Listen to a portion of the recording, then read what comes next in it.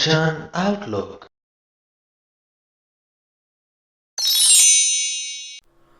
ਉਂਝ ਤੇ ਗੁਰਬਾਣੀ ਦਾ ਇੱਕ ਇੱਕ ਸ਼ਬਦ, ਇੱਕ ਇੱਕ ਅੱਖਰ ਮਨ ਨੂੰ ਪਵਿੱਤਰ ਕਰਨ ਵਾਲਾ ਹੈ, ਸਾਡੇ ਜੀਵਨ ਨੂੰ ਸੇਧ ਦੇਣ ਵਾਲਾ ਹੈ। ਪਰ ਕੁਝ ਕੁਝ ਸ਼ਬਦ, ਕੁਝ ਕੁਝ ਪੰਕਤੀਆਂ ਇੰਨੀਆਂ ਕੁ ਤਾਕਤਵਰ ਨੇ, ਇੰਨੀਆਂ ਕੁ ਜਾਣਕਾਰੀ ਦੇ ਨਾਲ ਭਰਪੂਰ ਹੁੰਦੀਆਂ ਨੇ ਕਿ ਮਨ ਵਾਹ ਵਾਹ ਕਰ ਉੱਠਦਾ ਹੈ।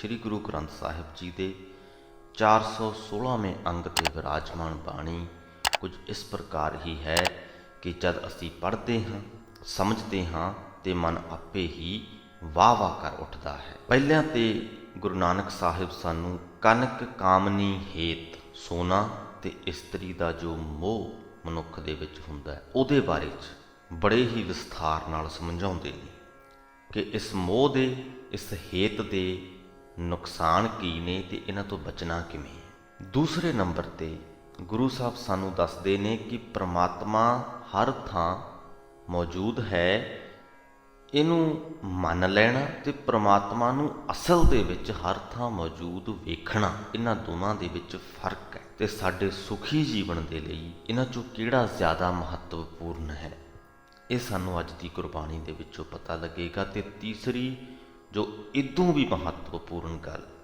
ਸਾਡੀ ਰੋਜ਼ਮਰਾ ਦੀ ਜ਼ਿੰਦਗੀ ਦੇ ਨਾਲ ਸੰਬੰਧ ਰੱਖਦੀ ਹੈ। ਹਰ ਇਨਸਾਨ ਵੱਖਰਾ ਹੈ, ਹਰ ਇਨਸਾਨ ਦੀਆਂ ਜ਼ਿੰਮੇਵਾਰੀਆਂ ਵੱਖਰੀਆਂ ਨੇ, ਉਹਦਾ ਕੰਮਕਾਰ ਵੱਖਰਾ ਹੈ, ਪਰ ਇੱਕ ਚੀਜ਼ ਹੈ ਜੋ ਸਾਰਿਆਂ ਦੇ ਵਿੱਚ ਸਾਂਝੀ ਹੈ। ਪਰਮਾਤਮਾ ਦੀ ਗੱਲ ਨਹੀਂ ਕਰ ਰਹੇ, ਉਹ ਤੇ ਸਭਨਾਂ ਦੇ ਵਿੱਚ ਹੈ ਹੀ। ਪਰਮਾਤਮਾ ਤੋਂ ਇਲਾਵਾ ਵੀ ਇੱਕ ਚੀਜ਼ ਹੈ ਜੋ ਸਭਨਾਂ ਦੇ ਵਿੱਚ ਸਾਂਝੀ ਹੈ।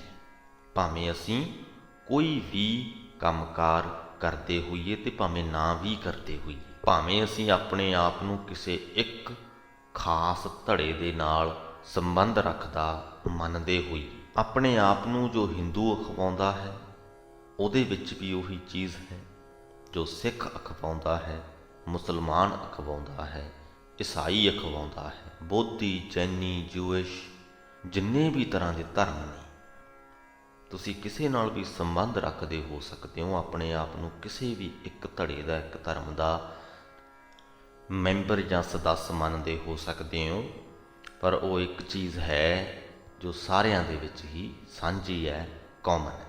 ਗੁਰਬਾਣੀ ਦੀ ਵਿਆਖਿਆ ਨੂੰ ਧਿਆਨ ਦੇ ਨਾਲ ਸੁਣਿਓ ਤੇ ਉਹ ਕਿਹੜੀ ਚੀਜ਼ ਹੈ ਜੋ ਸਾਰਿਆਂ ਦੇ ਵਿੱਚ ਸਾਂਝੀ ਹੈ, ਇਹ ਟਿੱਪਣੀਆਂ ਦੇ ਵਿੱਚ ਤੁਸੀਂ ਜ਼ਰੂਰ ਦੱਸਿਓ।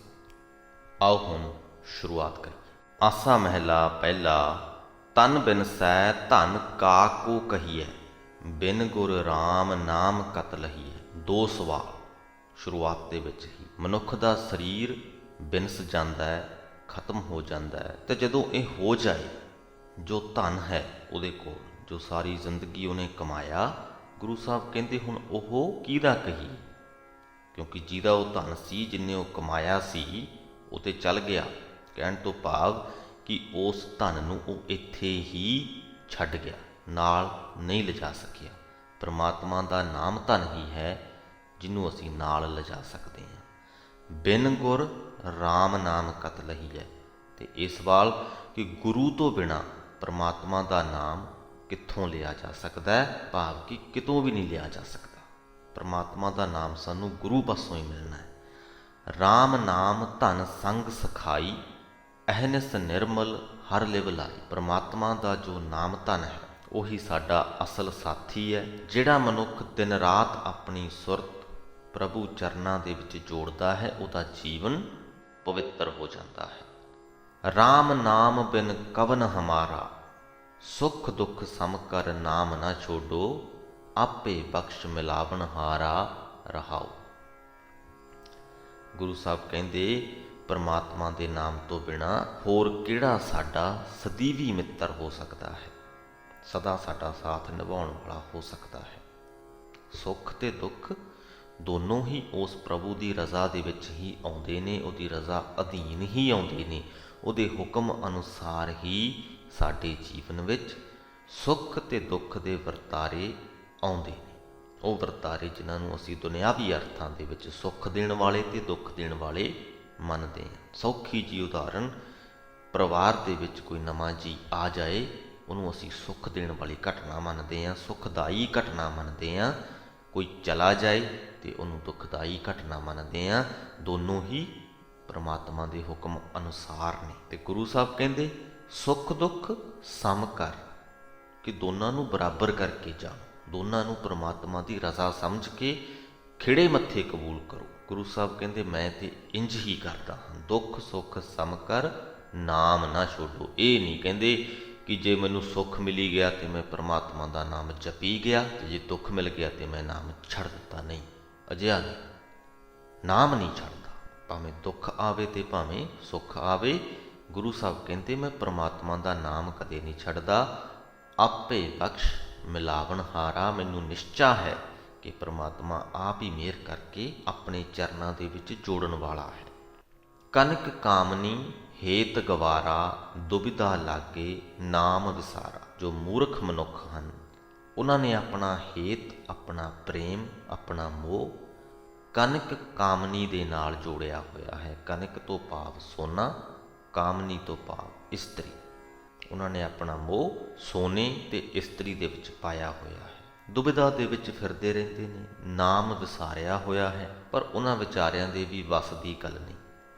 ਜਿਸ ਤੂੰ ਬਖਸ਼ੈ ਨਾਮ ਜਪਾਈ, ਜਿਸ ਮਨੁੱਖ ਦੇ ਉੱਤੇ ਤੂੰ ਮਿਹਰ ਕਰੀਂ, ਜਿਸ ਮਨੁੱਖ ਨੂੰ ਤੂੰ ਆਪਣਾ ਨਾਮ ਬਖਸ਼ੇ, ਉਹੀ ਤੇਰਾ ਨਾਮ ਜਪ ਸਕਦਾ ਹੈ।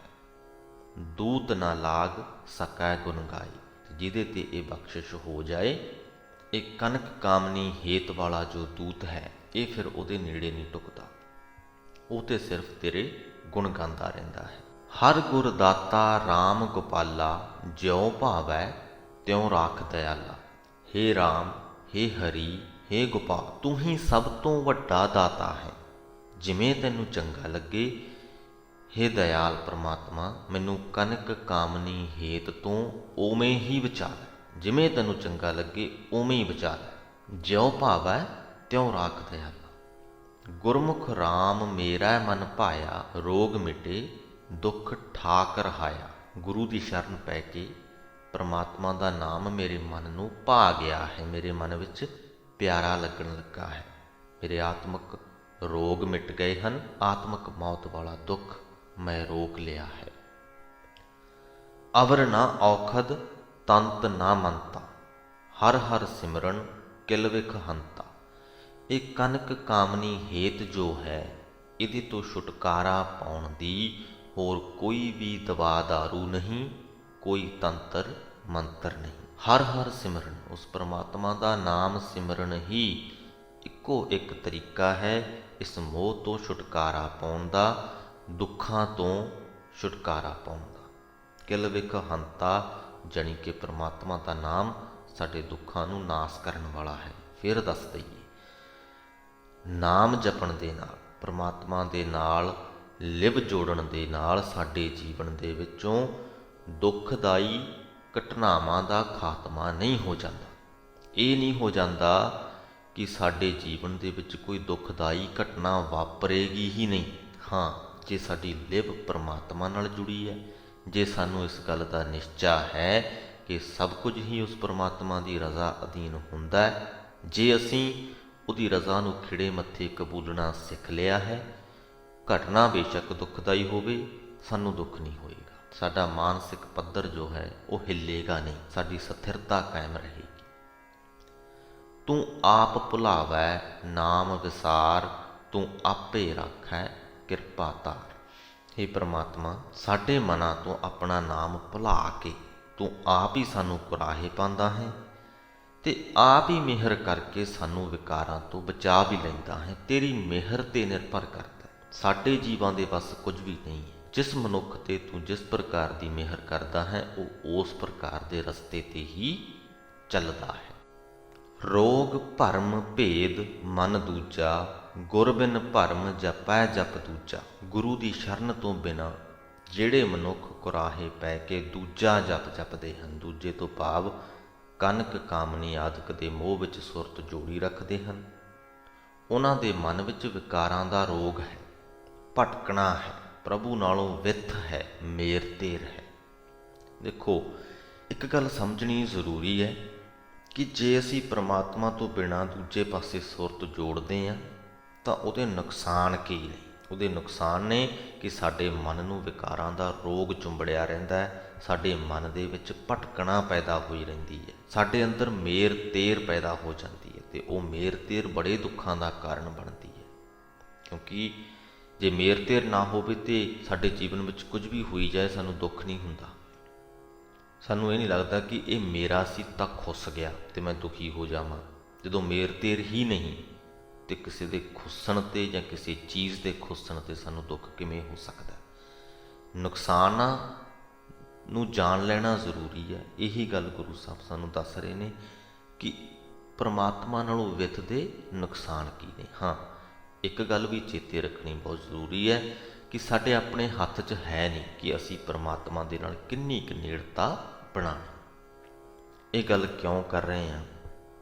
ਕਿਉਂਕਿ ਕਈ ਵਾਰ ਮਨੁੱਖ ਦੇ ਮਨ 'ਚ ਸਵਾਲ ਆਉਂਦਾ, ਖਾਸ ਕਰਕੇ ਗੁਰਬਾਣੀ ਨੂੰ ਪੜ੍ਹ ਕੇ, ਕਿ ਇੱਕ ਪਾਸੇ ਤੇ ਗੁਰੂ ਸਾਹਿਬ ਕਹਿੰਦੇ ਨੇ ਕਿ ਸਭ ਕੁਝ ਪਰਮਾਤਮਾ ਦੀ ਰਜ਼ਾ ਅਧੀਨ ਹੁੰਦਾ ਹੈ, ਅਤੇ ਦੂਜੇ ਪਾਸੇ ਸਾਨੂੰ ਗੁਰੂ ਦੇ ਲੜ ਲੱਗਣ ਨੂੰ, ਪਰਮਾਤਮਾ ਦੇ ਨਾਲ ਨੇੜਤਾ ਬਣਾਉਣ ਨੂੰ ਪ੍ਰੇਰਿਤ ਵੀ ਕਰਦੇ ਨੇ, ਸਾਨੂੰ ਹਦਾਇਤ ਵੀ ਕਰਦੇ ਨੇ ਕਿ ਵਿਕਾਰਾਂ ਤੋਂ ਬਚੋ ਅਤੇ ਗੁਰੂ ਦੇ ਲੜ ਲੱਗੋ। ਇਹ ਦੋਨੋਂ ਹੀ ਚੀਜ਼ਾਂ ਸਹੀ ਨੇ। ਗੁਰੂ ਸਾਹਿਬ ਸਾਨੂੰ ਰਸਤਾ ਦਿਖਾ ਰਹੇ ਨੇ ਕਿਉਂਕਿ ਪਰਮਾਤਮਾ ਨੇ ਉਹਨਾਂ ਨੂੰ ਇਹ ਜ਼ਿੰਮੇਵਾਰੀ ਸੌਂਪੀ ਸੀ। ਉਹਨਾਂ ਦੇ ਉੱਪਰ ਪਰਮਾਤਮਾ ਨੇ ਇਸ ਪ੍ਰਕਾਰ ਦੀ ਹੀ ਮਿਹਰ ਕੀਤੀ ਸੀ ਕਿ ਤੁਸੀਂ ਦੁਨੀਆ ਨੂੰ ਰਸਤਾ ਦਿਖਾਓ। ਉਸ ਰਸਤੇ ਦੇ ਉੱਤੇ ਤੋਰਨਾ ਕਿਹਨੂੰ ਕਿਹਨੂੰ ਆ, ਉਹ ਪਰਮਾਤਮਾ ਜੀ ਕਹਿੰਦੇ ਕਿ ਮੈਂ ਆਪੇ ਵੇਖ ਲਵਾਂਗਾ। ਮੰਨ ਲਓ ਤੁਸੀਂ ਕਿਸੇ ਬੜੀ ਹੀ ਚੰਗੀ ਥਾਂ 'ਤੇ ਜਾਣਾ ਹੈ, ਉਸ ਚੰਗੀ ਥਾਂ ਨੂੰ ਇੱਕ ਰਸਤਾ ਵੀ ਜਾਂਦਾ ਹੈ ਅਤੇ ਉਸ ਚੰਗੀ ਥਾਂ 'ਤੇ ਜਾਣ ਦੀ ਟਿਕਟ ਵੀ ਲੈਣੀ ਪੈਂਦੀ ਹੈ, ਪਰ ਟਿਕਟ ਕਿਸੇ ਕਿਸੇ ਨੂੰ ਹੀ ਮਿਲਦੀ ਹੈ। ਹੁਣ ਮੰਨ ਲਓ ਤੁਹਾਨੂੰ ਟਿਕਟ ਤਾਂ ਮਿਲ ਗਈ, ਪਰ ਉਹ ਰਸਤਾ ਕਿੱਥੇ ਹੈ, ਉਸ ਰਸਤੇ 'ਤੇ ਤੁਰਨਾ ਕਿਵੇਂ ਹੈ, ਉਸ ਰਸਤੇ 'ਤੇ ਸਾਧਨ ਕਿਹੜਾ ਚੱਲਦਾ ਹੈ, ਜੇ ਇਹ ਤੁਹਾਨੂੰ ਪਤਾ ਹੀ ਨਹੀਂ ਤਾਂ ਉਸ ਟਿਕਟ ਦਾ ਤੁਸੀਂ ਕੀ ਕਰੋਗੇ। ਸੋ ਟਿਕਟ ਸਾਨੂੰ ਪਰਮਾਤਮਾ ਨੇ ਦੇਣੀ ਹੈ, ਰਸਤਾ ਸਾਨੂੰ ਗੁਰਬਾਣੀ ਨੇ ਦਿਖਾਇਆ ਹੈ। ਸਾਨੂੰ ਰਸਤੇ ਦਾ ਜੇਕਰ ਗਿਆਨ ਹੋਵੇ ਤਾਂ ਜਦੋਂ ਹੀ ਪਰਮਾਤਮਾ ਦੀ ਸਾਡੇ 'ਤੇ ਮਿਹਰ ਹੋਵੇ, ਸਾਨੂੰ ਟਿਕਟ ਮਿਲੇ ਅਤੇ ਅਸੀਂ ਆਪਦਾ ਜੋ ਸਫ਼ਰ ਹੈ ਉਹ ਸ਼ੁਰੂ ਕਰ ਸਕਦੇ ਹਾਂ ਅਤੇ ਆਤਮਿਕ ਅਡੋਲਤਾ ਵਾਲੀ ਜੋ ਮੰਜ਼ਿਲ ਹੈ ਉਹਨੂੰ ਹਾਸਲ ਕਰ ਸਕਦੇ ਹਾਂ। ਸੋ ਰੋਗ ਭਰਮ ਭੇਦ ਮਨ ਦੂਜਾ, ਗੁਰ ਬਿਨ ਭਰਮ ਜਪੈ ਜਪ ਦੂਜਾ। ਆਦਿ ਪੁਰਖ ਗੁਰ ਦਰਸ਼ਨਾ ਦੇਖੈ, ਬਿਨ ਗੁਰ ਸ਼ਬਦੈ ਜਨਮ ਕੇ ਲੇਖੈ। ਜਿਹੜੇ ਮਨੁੱਖ ਗੁਰੂ ਦੀ ਸ਼ਰਨ ਨਹੀਂ ਪੈਂਦੇ, ਗੁਰੂ ਦਾ ਦਰਸ਼ਨ ਨਹੀਂ ਕਰਦੇ, ਉਹ ਪਰਮਾਤਮਾ ਦਾ ਦਰਸ਼ਨ ਵੀ ਨਹੀਂ ਕਰਦੇ। ਗੁਰੂ ਦੇ ਸ਼ਬਦ ਵਿੱਚ ਜੁੜਨ ਤੋਂ ਬਿਨਾਂ ਉਹਨਾਂ ਦਾ ਜਨਮ ਕਿਸੇ ਵੀ ਲੇਖੇ ਵਿੱਚ ਨਹੀਂ ਰਹਿ ਜਾਂਦਾ। ਦੇਖ ਅਚਰਜ ਰਹੇ ਬਿਸਮਾਦ, ਘਟ ਘਟ ਸੁਰ ਨਰ ਸਹਿਜ ਸਮਾਦ। ਹੇ ਪ੍ਰਭੂ, ਤੈਨੂੰ ਅਚਰਜ ਰੂਪ ਨੂੰ ਵੇਖ ਕੇ ਅਸੀਂ ਜੀਵ ਹੈਰਾਨ ਹੁੰਦੇ ਹਾਂ। ਤੂੰ ਹਰੇਕ ਸਰੀਰ ਵਿੱਚ ਮੌਜੂਦ ਹੈ, ਦੇਵਤਿਆਂ ਵਿੱਚ ਵੀ ਹੈ, ਮਨੁੱਖਾਂ ਵਿੱਚ ਵੀ ਹੈ, ਅਤੇ ਹਰੇਕ ਵਿੱਚ ਸੁਤੇ ਹੀ ਅਡੋਲ ਟਿਕਿਆ ਹੋਇਆ ਹੈ। ਸਹਿਜੇ ਹੀ ਹਰੇਕ ਸਰੀਰ ਦੇ ਵਿੱਚ ਤੂੰ ਆਪਣੀ ਸਮਾਧੀ ਲਾਈ ਹੋਈ ਹੈ। ਭਰਪੁਰ ਧਾਰ ਰਹੇ ਮਨ ਮਾਹੀ, ਤੁਮ ਸੰਸਰ ਅਵਰ ਕੋ ਨਾਹੀ। ਹਰੇਕ ਜੀਵ ਦੇ ਮਨ ਵਿੱਚ ਤੂੰ ਭਰਪੂਰ ਹੈ ਅਤੇ ਹਰੇਕ ਨੂੰ ਸਹਾਰਾ ਦੇ ਰਿਹਾ ਹੈ। ਸਹਾਰਾ ਦੇਣ ਵਾਲਾ ਤੇਰੇ ਬਰਾਬਰ ਦਾ ਹੋਰ ਕੋਈ ਵੀ ਨਹੀਂ ਹੈ। ਜਾਂ ਕੀ ਭਗਤ ਹੇਤ ਮੁਖ ਨਾਮ, ਸੰਤ ਭਗਤ ਕੀ ਸੰਗਤ ਰਾਮ। ਹੇ ਭਾਈ, ਪਰਮਾਤਮਾ ਉਹਨਾਂ ਸੰਤਾਂ ਭਗਤਾਂ ਦੀ ਸੰਗਤ ਵਿੱਚ ਮਿਲਦਾ ਹੈ ਜਿਨ੍ਹਾਂ ਦੇ ਮੂੰਹ ਵਿੱਚ ਸਦਾ ਉਸ ਦਾ ਨਾਮ ਟਿਕਿਆ ਰਹਿੰਦਾ ਹੈ। ਉਹਨਾਂ ਸੰਤ ਜਨਾਂ ਦੇ ਹਿਰਦੇ ਵਿੱਚ ਉਸ ਪ੍ਰਭੂ ਦੀ ਭਗਤੀ ਵਾਸਤੇ ਹੇਤ ਹੈ, ਪ੍ਰੇਮ ਹੈ, ਖਿੱਚ ਹੈ। ਕਨਕ ਕਾਮਨੀ ਵਾਸਤੇ ਹੇਤ ਨਹੀਂ ਹੈ, ਪਰਮਾਤਮਾ ਦੀ ਭਗਤੀ ਵਾਸਤੇ ਹੇਤ ਹੈ। ਬੰਧਨ ਤੋਰੇ ਸਹਿਜ ਧਿਆਨ, ਛੂਟੈ ਗੁਰਮੁਖ ਹਰ ਗੁਰ ਗਿਆਨ। ਅਡੋਲ ਅਵਸਥਾ ਵਿੱਚ ਟਿਕ ਕੇ ਪ੍ਰਭੂ ਦਾ ਧਿਆਨ ਧਰ ਕੇ ਸੰਤ ਜਨ ਜੋ ਹਨ ਉਹ ਕਨਕ ਕਾਮਨੀ ਵਾਲੇ ਬੰਧਨ ਤੋੜ ਲੈਂਦੇ ਹਨ। ਜਿਹੜਾ ਮਨੁੱਖ ਗੁਰੂ ਦੇ ਸਨਮੁਖ ਹੁੰਦਾ ਹੈ, ਜਿਸ ਦੇ ਅੰਦਰ ਗੁਰੂ ਦਾ ਦਿੱਤਾ ਰੱਬੀ ਗਿਆਨ ਪ੍ਰਗਟ ਹੁੰਦਾ ਹੈ, ਉਹ ਵੀ ਇਹਨਾਂ ਬੰਧਨਾਂ ਤੋਂ ਮੁਕਤ ਹੋ ਜਾਂਦਾ ਹੈ। ਨਾ ਜਮਦੂਤ ਦੂਖ ਤਿਸ ਲਾਗੈ, ਜੋ ਜਨ ਰਾਮ ਨਾਮ ਲਿਵ ਜਾਗੈ। ਜਿਹੜਾ ਮਨੁੱਖ ਪਰਮਾਤਮਾ ਦੇ ਨਾਮ ਵਿੱਚ ਲਿਵ ਲਾ ਕੇ ਕਨਕ ਕਾਮਨੀ ਹੇਤ ਵੱਲੋਂ ਸੁਚੇਤ ਹੋ ਜਾਂਦਾ ਹੈ। ਦੇਖੋ, ਸੁਚੇਤ ਹੋ ਜਾਣਾ, ਫਿਰ ਤੋਂ ਉਹੀ ਗੱਲ ਸੁਚੇਤ ਹੋ ਜਾਣਾ ਜਾਣੀ ਰਸਤੇ ਦਾ ਗਿਆਨ ਹੋ ਜਾਣਾ। ਤੇ ਜਦੋਂ ਅਸੀਂ ਕਨਕ ਕਾਮਨੀ ਹੇਤ ਵੱਲੋਂ ਸੁਚੇਤ ਹੋ ਗਏ, ਉਹ ਰਸਤਾ ਜੋ ਮਾੜਾ ਹੈ, ਜੋ ਸਾਨੂੰ ਮਾੜੀ ਮੰਜ਼ਿਲ ਵੱਲ ਲੈ ਕੇ ਜਾਏਗਾ, ਜਦੋਂ ਸਾਨੂੰ ਉਸ ਰਸਤੇ ਦਾ ਗਿਆਨ ਹੋ ਗਿਆ ਤੇ ਅਸੀਂ ਆਪਣੇ ਆਪ ਨੂੰ ਉਸ ਰਸਤੇ ਤੇ ਤੁਰਨ ਤੋਂ ਰੋਕ ਸਕਦੇ ਹਾਂ। ਸੋ ਜਦੋਂ ਅਸੀਂ ਕਨਕ ਕਾਮਨੀ ਹੇਤ ਵੱਲੋਂ ਸੁਚੇਤ ਹੋ ਗਏ, ਪਰਮਾਤਮਾ ਦੇ ਨਾਮ ਵਿੱਚ ਆਪਣੀ ਲਿਵ ਜੋੜ ਕੇ, ਤਾਂ ਜਮਦੂਤਾਂ ਦਾ ਦੁੱਖ ਸਾਨੂੰ ਭੋ ਨਹੀਂ ਸਕਦਾ, ਆਤਮਕ ਮੌਤ ਸਾਡੇ ਨੇੜੇ ਨਹੀਂ ਟੁੱਕਦੀ। ਭਗਤ ਵਸ਼ਲ ਭਗਤਾਂ ਹਰ ਸੰਗ, ਨਾਨਕ ਮੁਕਤ ਭਏ ਹਰ ਰੰਗ। ਭਗਤੀ ਨਾਲ ਪਿਆਰ ਕਰਨ ਵਾਲਾ ਪਰਮਾਤਮਾ ਆਪਣੇ ਭਗਤਾਂ ਦੇ ਅੰਗ ਸੰਗ ਰਹਿੰਦਾ ਹੈ। ਇਹ ਨਾਨਕ, ਪ੍ਰਭੂ ਦੇ ਭਗਤ ਪ੍ਰਭੂ ਦੇ ਪਿਆਰ ਰੰਗ ਵਿੱਚ ਰੰਗੀਜ ਕੇ ਹਰ ਪ੍ਰਕਾਰ ਦੇ ਬੰਧਨਾਂ ਤੋਂ ਆਜ਼ਾਦ ਹੋ ਜਾਂਦੇ ਹਨ। ਤੇ ਅਗਲੇ ਸ਼ਬਦ ਦੇ ਵਿੱਚ ਇਹਨਾਂ ਬੰਧਨਾਂ ਦੇ ਬਾਰੇ 'ਚ ਬੜੇ ਹੀ ਵਿਸਥਾਰ ਦੇ ਨਾਲ ਗੁਰੂ ਸਾਹਿਬ ਨੇ ਸਾਨੂੰ ਦੱਸਿਆ ਹੈ।